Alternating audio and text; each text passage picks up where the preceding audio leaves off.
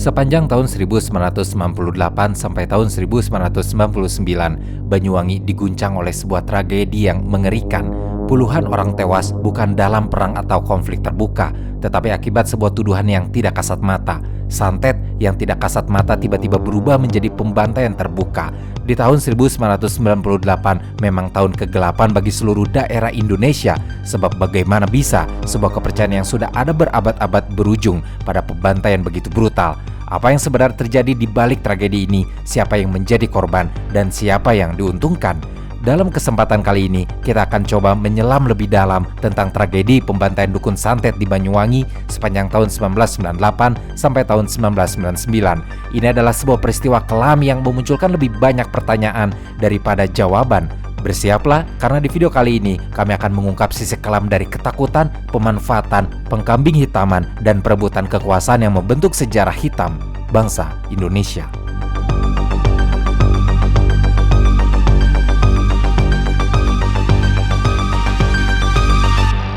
Untuk memahami lebih dalam mengenai peristiwa pembantaian dukun santet yang terjadi di Banyuwangi pada tahun 1998 sampai tahun 1999, kita perlu melangkah mundur sejenak untuk melihat situasi sosial dan politik yang tengah berkembang di Indonesia pada masa tersebut. Indonesia pada akhir dekade 1990-an berada di titik nadir krisis multidimensi yang melibatkan krisis ekonomi, politik, dan sosial yang sangat besar. Apa yang terjadi di Banyuwangi tidak bisa dilepaskan dari konteks besar ini. Hal Hill dalam bukunya yang berjudul The Indonesian Economy yang terbit pada tahun 2000 menuliskan bahwa tahun 1997 menjadi tahun yang sangat kelam bagi Indonesia.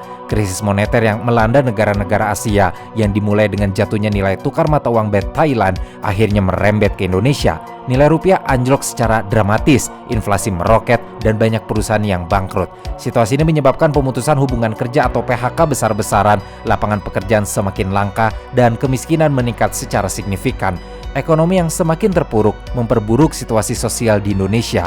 Rakyat semakin tertekan dengan harga-harga yang melambung tinggi dan ketidakpastian akan masa depan. Kepercayaan masyarakat terhadap pemerintah semakin memudar, sementara situasi semakin kacau, terutama di daerah-daerah yang terpencil seperti Banyuwangi. Tidak hanya krisis ekonomi, Indonesia juga sedang berada dalam ketegangan politik yang sangat besar. Pemerintahan Orde Baru yang dipimpin oleh Soeharto yang telah berkuasa selama lebih dari 3 dekade menciptakan stabilitas politik dengan cara otoriter. Namun pada akhir 1990-an semakin banyak kritik yang muncul terhadap rezimnya. Pada tahun 1998, demonstrasi besar-besaran terjadi di seluruh Indonesia, dipicu oleh krisis ekonomi yang mendera rakyat. Kelompok mahasiswa yang dikenal dengan gerakan reformasi menjadi garda terdepan dalam menuntut pengunduran diri Soeharto. Suasana semakin panas dan pada bulan Mei di tahun 1998, kerusuhan besar meletus di Jakarta dan berbagai kota lainnya. Menanggapi tekanan yang begitu besar, Soeharto akhirnya mengundurkan diri pada tanggal 21 Mei di tahun 1998 setelah 32 tahun berkuasa.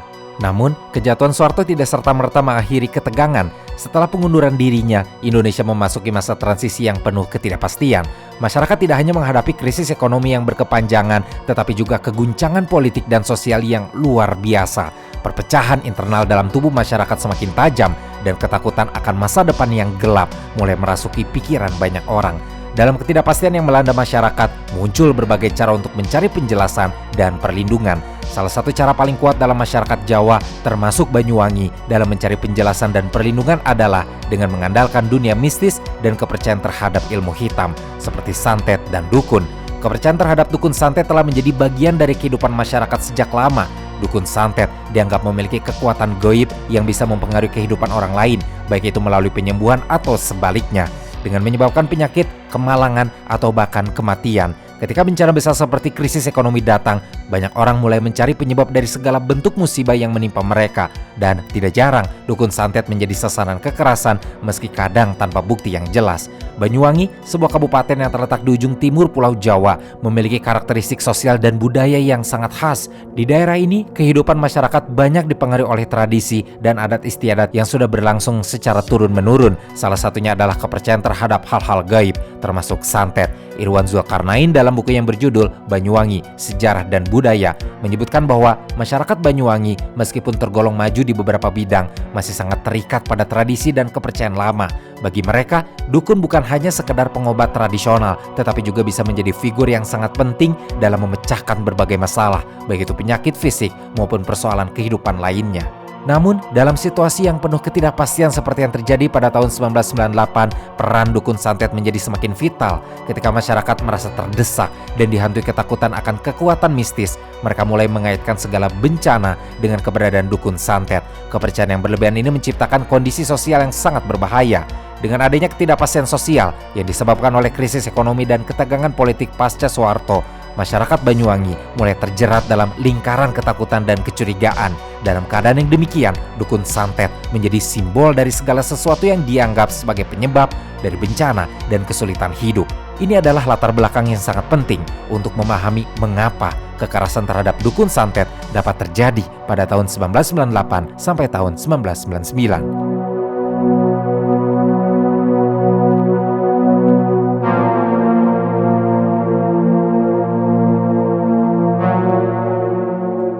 1998 adalah tahun genting. Di sekitar lengser ke Prabon Soeharto muncul banyak peristiwa mengerikan, dari mulai perkosaan, penjarahan, dan yang relatif jauh dari ibu kota, ketakutan terhadap dukun santet di Banyuwangi mulai meroket. Rakyat yang terdesak oleh kondisi ekonomi yang terpuruk dan tragedi pribadi mulai mencari kambing hitam untuk segala penderitaan mereka. Bert Hoffman dalam salah satu jurnalnya yang berjudul The Witch Hunt in Banyuwangi, Social Tension in the Wake of the 1998 Crisis yang terbit di Journal of Southeast Asian Studies pada tahun 2001 menceritakan bagaimana masyarakat Banyuwangi mulai melakukan pencarian dan perburuan terhadap orang-orang yang mereka anggap sebagai pelaku santet. Tanpa bukti yang jelas, banyak orang yang tidak bersalah menjadi sasaran amukan massa. Tidak sedikit yang dituduh melakukan santet hanya karena kemalangan yang menimpa orang lain. Proses tuduhan yang tidak berdasarkan bukti ini menghasilkan banyak korban yang tidak bersalah. Pada tahun 1998 hingga tahun 1999, situasi di Banyuwangi semakin memanas. Tommy Aritonang dalam laporan kekerasan dukun santet di Banyuwangi pada majalah Tempo edisi 15 yang terbit bulan Agustus di tahun 1999 menuliskan bahwa pembantaian terhadap dukun santet tidak hanya terbatas pada tuduhan semata, tetapi juga melibatkan kekerasan yang sangat brutal. Dukun-dukun yang tertuduh sebagai pelaku santet dipukuli, dibakar hidup-hidup, atau dibunuh dengan cara yang sangat kejam.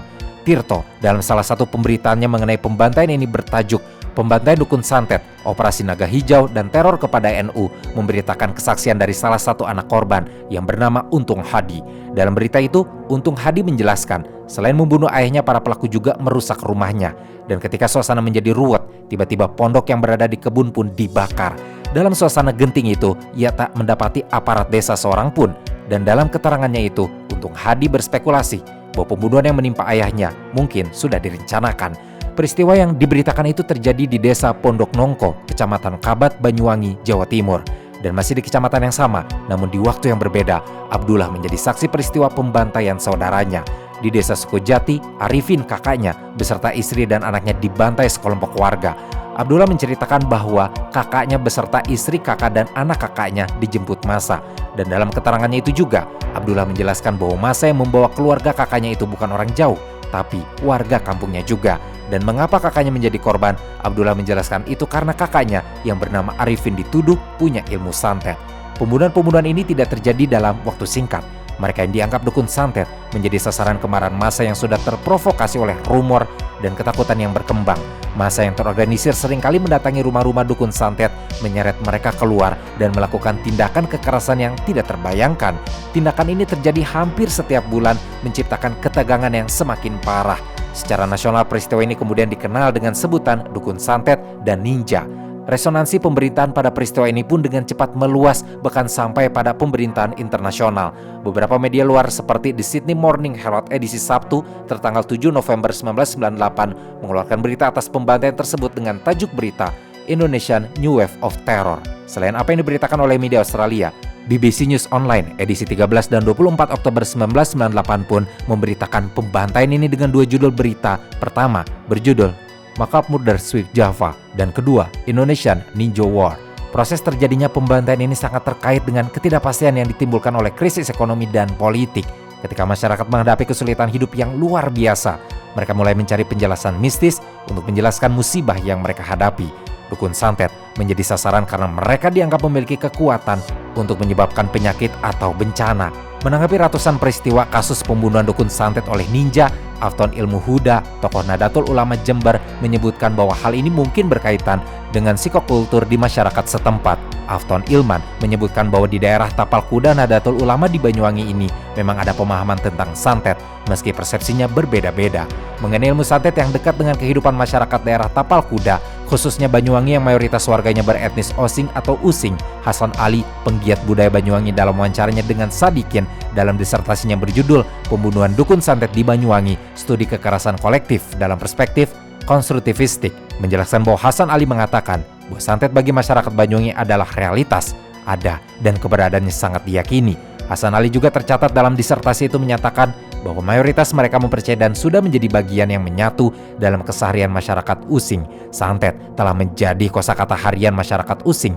Bagaimana tidak, segala hal yang terkait dengan kehidupan sehari-hari yang dianggap penting, selalu saja kebanyakan masyarakat Using akan mendatangi orang pintar hanya sekadar untuk berkonsultasi. Hasan Ali menambahkan bahwa sistem sosial yang terbangun seperti itulah yang menjadi bahan bakar yang menyulut berbagai pembantaian.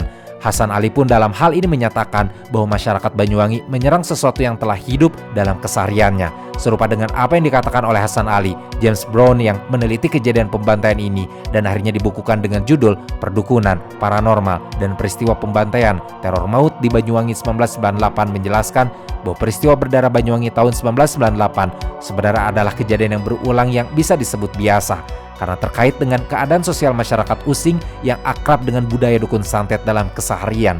Anggapan yang dikatakan oleh James Brown pun didukung catatan Saiful Rahim dalam bukunya yang berjudul Merah Darah Santet di Banyuwangi, yang mengabarkan bahwa peristiwa pembantaian terhadap dukun santet di Banyuwangi pernah terjadi 7 tahun sebelumnya pada tahun 1991 dan 2 tahun sebelumnya pada tahun 1996. Dan dalam keterangannya itu juga, Saiful Rahim menambahkan bahwa ketika pertama kali terjadi pembantaian atas beberapa orang yang diperkenalkan sebagai dukun santet, dia diambil pusing oleh orang Banyuwangi. Namun terlepas dari itu, untuk mengantisipasi kejadian serupa terulang, pada tanggal 6 Februari di tahun 1998, Purnomo Sidik selaku Bupati Banyuwangi saat itu mengeluarkan instruksi kepada seluruh camat agar mendata paranormal, dukun pengobatan tradisional, dan tukang sihir. Semua ini dilakukan agar memudahkan penanganan jika terjadi kasus serupa. Namun rupanya, daftar yang dibuat oleh para kepala desa atas instruksi camat sebagai perintah bupati tersebut kemudian bocor dan berubah menjadi daftar target pembunuhan. Sebab kendati mereka sudah terdata, kasus pembunuhan ternyata tetap saja terjadi. Sejak bulan Februari hingga September tahun 1998, jumlah korban pembunuhan orang dalam daftar semakin meningkat, seakan memperlihatkan adanya kebocoran rahasia data. Dalam skala yang lebih besar, peristiwa Banyuwangi 1998 serupa dengan peristiwa di Tasikmalaya dan Situbondo menjelang pemilu pada tahun 1997, atau yang lebih dikenal dengan sebutan Operasi Naga Hijau. Kabar angin terkait pelaku aksi pembantaian dukun santet di Banyuwangi pun berhembus liar. Ada isu yang muncul bahwa aksi keji itu dilakukan oleh orang-orang yang berpakaian serba hitam mirip ninja. Abdul Manan, Imam Suma Atmaja, dan Feven SP Wardana dalam buku yang berjudul Geger Santet Banyuwangi menyebutkan bahwa para ninja itu membawa benda sejenis handi talkie atau HT untuk berkomunikasi dan mampu bergerak dengan gesit, terlatih, dan sistematis. Awalnya pada pembantaian ini memang yang menjadi sasaran pembunuhan adalah orang-orang yang dituduh memiliki ilmu hitam untuk tujuan tidak baik, yang disederhanakan sebagai dukun santet oleh warga setempat dan sebagian masyarakat. Namun ketika jumlah orang-orang tidak bersalah yang dihabisi terus bertambah, sasaran pun meluas. Tidak hanya orang-orang yang dituding dukun santet saja, orang-orang yang disebut sebagai guru agama, santri, pengidap gangguan mental, serta orang-orang sipil biasa pun ikut dibunuh dengan kejam. Pembunuhan terhadap kalangan santri, kiai, dan guru agama ini diduga kuat berkaitan dengan motif politik. Teror pembantaian yang diawali di Banyuwangi ini pun dengan cepat menyebar ke Jember, Bondowoso, Situbondo, Pasuruan, Malang, hingga Pulau Madura. Ketakutan, ketegangan, kepanikan, dan saling curiga yang semakin meluas di masyarakat melahirkan berbagai isu yang menyeramkan. Demikian berbagai laporan media kala itu. Tragedi kekerasan terhadap dukun santet tidak hanya meninggalkan trauma pada para korban dan keluarga mereka, tetapi juga merusak struktur sosial di Banyuwangi. Hasil penelitian bertajuk HAM dan Politik Pasca Orde Baru, konstruksi pelanggaran HAM pada kasus pembantaian dukun santet di Kabupaten Banyuwangi tahun 1998 yang disusun oleh Rai Permata Juang, Teddy Erviantono, dan Muhammad Ali Azhar menyebutkan bahwa peristiwa sadis tersebut menimbulkan trauma mendalam bagi warga Banyuwangi. Masyarakat yang sebelumnya hidup dalam kedamaian kini saling mencurigai satu sama lain. Tidak hanya itu, tragedi pembantaian dukun santet itu juga memberikan efek buruk terhadap citra kota Banyuwangi yang mendapat persepsi miring sebagai kota santet. Akibatnya, keturunan atau keluarga korban enggan memperpanjang masalah lantaran tidak ingin dianggap sebagai pewaris ilmu santet. Selain itu, banyak tokoh agama dan pemuka adat setempat yang mengutuk keras tindakan kekerasan tersebut. Menurut mereka, kekerasan terhadap dukun santet mencoreng nilai-nilai kearifan lokal dan adat yang selama ini menjaga keharmonisan masyarakat Banyuwangi. Setelah beberapa bulan kekerasan yang meluas, pemerintah Kabupaten Banyuwangi mulai turun tangan untuk mengatasi situasi ini. Operasi keamanan dilakukan untuk menindak tegas para pelaku kekerasan dan untuk menenangkan masyarakat yang dilanda ketakutan. Polisi mulai melakukan penangkapan terhadap sejumlah orang yang terlibat dalam pembantaian. Dan pemerintah juga melakukan pendekatan dengan melakukan sosialisasi kepada masyarakat tentang pentingnya mengatasi masalah sosial dengan cara yang lebih rasional dan menghindari kekerasan. Namun ketakutan yang sudah terlanjur menyebar memerlukan waktu lama untuk pulih. Majen TNI Joko Subroto yang saat itu menjabat sebagai Pangdam 5 Brawijaya menyatakan bahwa pembunuhan yang terjadi pada bulan Januari hingga bulan Juli di tahun 1998 kemungkinan memang dipicu oleh motif kebencian terhadap dukun santet. Namun Majen Joko Subroto juga tidak menyangkal bahwa pembunuhan yang merajalela di Banyuwangi pada bulan Agustus hingga bulan September di tahun 1998 telah dimanfaatkan oleh unsur-unsur lain. Situasi politik nasional yang sedang krisis saat itu menjadi salah satu faktor teror terhadap masyarakat Banyuwangi. Saat itu mulai bermunculan aksi demonstrasi untuk mendesak Soeharto mundur setelah terpilih kembali sebagai presiden dalam sidang umum MPR pada bulan Maret di tahun 1998. Banyuwangi yang terkenal sebagai kawasan tapal kuda Nahdlatul Ulama atau NU diduga sengaja dipilih sebagai sasaran kekerasan dengan motif politik. Karena juga menargetkan kalangan santri, peristiwa pembantaian dukun santet di Banyuwangi ini sering disebut sebagai Operasi Naga Hijau.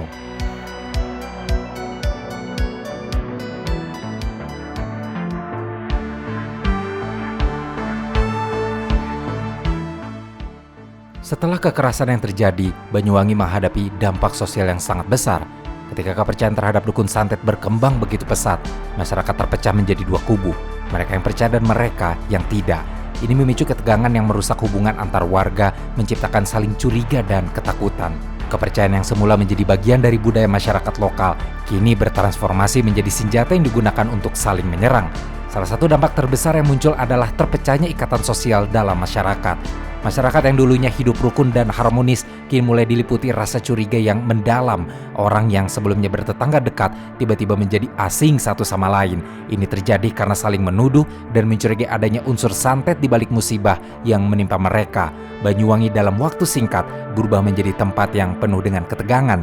Di mana-mana orang-orang mulai saling menghindar dan berusaha menjaga jarak. Ketakutan akan tuduhan dan penghakiman menjadi bagian dari kehidupan sehari-hari, bahkan bagi mereka yang tidak terkait sama sekali dengan dunia perdukunan. Bagi keluarga korban yang terbunuh atau dianiaya, dampak psikologis yang ditimbulkan jauh lebih dalam. Tidak hanya kehilangan orang yang mereka cintai, tetapi juga merasa dihantui oleh stigma sosial yang melekat pada mereka.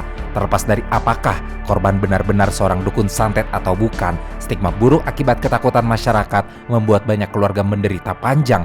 Stigma ini yang tumbuh setelah peristiwa kekerasan tersebut bukan hanya membuat keluarga korban merasa dihukum tanpa alasan, tetapi juga memperburuk kondisi mental mereka.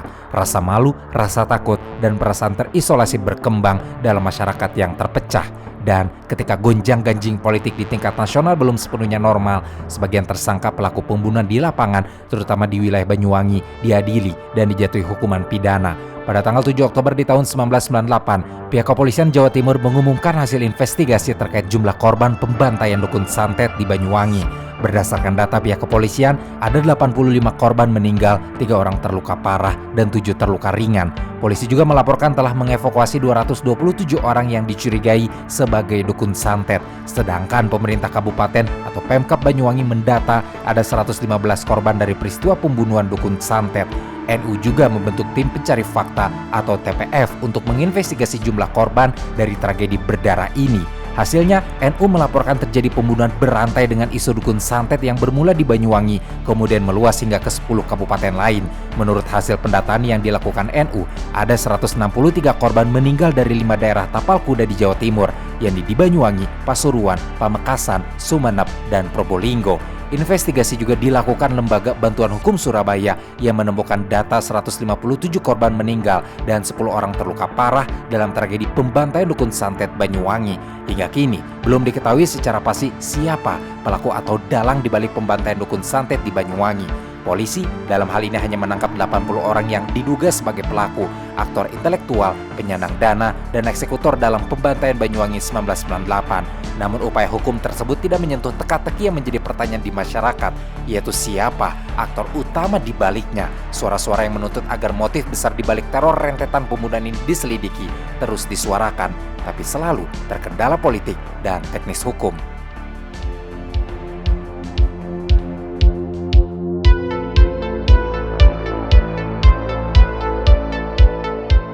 Dihadapkan teka-teki tak terjawab itulah, barulah pada tahun 2015, Komisi Nasional Hak Asasi Manusia atau Komnas HAM sesuai amanat Undang-Undang Nomor 26 Tahun 2000 tentang Pengadilan HAM memulai melakukan penyelidikan atas kasus kekerasan ini. Tim ad hoc Komnas HAM dalam kesimpulan penyelidikannya mencatat jumlah korban pembantaian mencapai 309 orang, 154 di Banyuwangi, 108 di Jember, dan 7 di Malang. Selain itu, Komnas HAM melalui tim ad hoc-nya menyatakan ada pelanggaran HAM berat dalam kasus pembantaian dukun santet di Banyuwangi, Jember, dan Malang sepanjang tahun 1998 sampai tahun 1999. Selain itu juga ada terduga aktor yang melakukan propaganda, penggalangan untuk menggerakkan massa untuk membunuh. Dalam kesimpulannya itu juga, Komnas HAM menemukan adanya pola, diawali prakondisi, terungkap adanya pendataan yang menghasilkan daftar nama, sehingga membuat eskalasi dan keresahan masyarakat. BK Ulung Hapsara, ex-ketua ad hoc pada penyelidikan kasus ini, dalam konferensi persnya pada hari Selasa di tanggal 15 Januari di tahun 2019 menyatakan bahwa Komnas HAM menemukan bahwa pembunuhan tersebut dilakukan secara sistematik. Pembunuhannya selalu menggunakan tindakan yang sama dan berulang. Pelaku mengidentifikasi korban, kemudian massa mendatangi korban dan menganiaya serta merusak rumah korban. Pada akhirnya, tim ad hoc Komnas HAM berkesimpulan, kasus ini didalangi oleh aktor intelektual.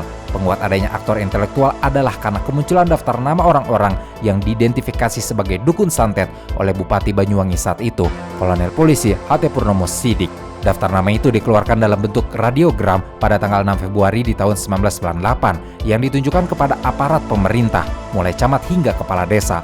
Radiogram itu diklaim untuk melindungi dan mengamankan orang-orang tersebut dari ancaman dibunuh. Sayang yang terjadi justru sebaliknya. Pasca radiogram itu dikeluarkan, terjadi rentetan pembunuhan terhadap sebagian nama yang tertera dalam daftar tersebut. Selain soal radiogram, penyelidikan Komnas HAM juga mengungkap bahwa rentetan pembunuhan di beberapa kota di Jawa Timur itu memiliki pola yang memiliki unsur sama. Diawali prakondisi, yaitu meluasnya isu SARA, terutama etnis Tionghoa. Pola lain yang ditemukan adalah setiap kasus selalu melibatkan massa bukan warga lokal. Selain itu ada juga penggunaan tanda serupa seperti panah, silang, dan pemadaman listrik paksa.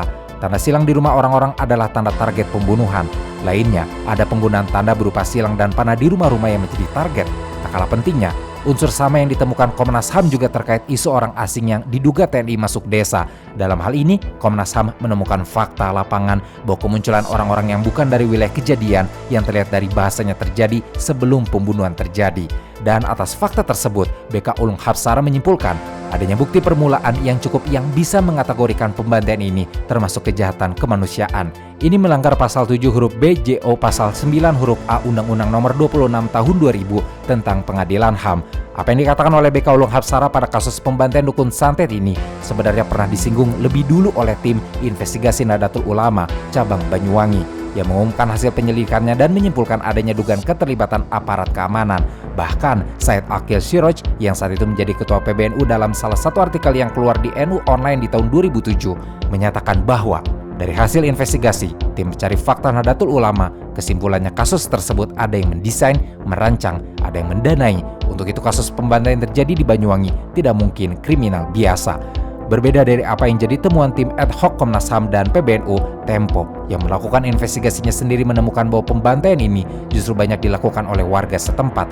Mereka melakukan pembantaian karena dendam dan keresahan akibat teluh yang kemudian bercampur aduk menjadi semacam pelampiasan kesumat. Namun terlepas dari perbedaan itu, ketiganya punya benang merah yang sama, yakni pembantaian ini tidak akan meluas dan lebih banyak menelan korban jiwa jika aparat mau lebih cepat menangani kasus ini.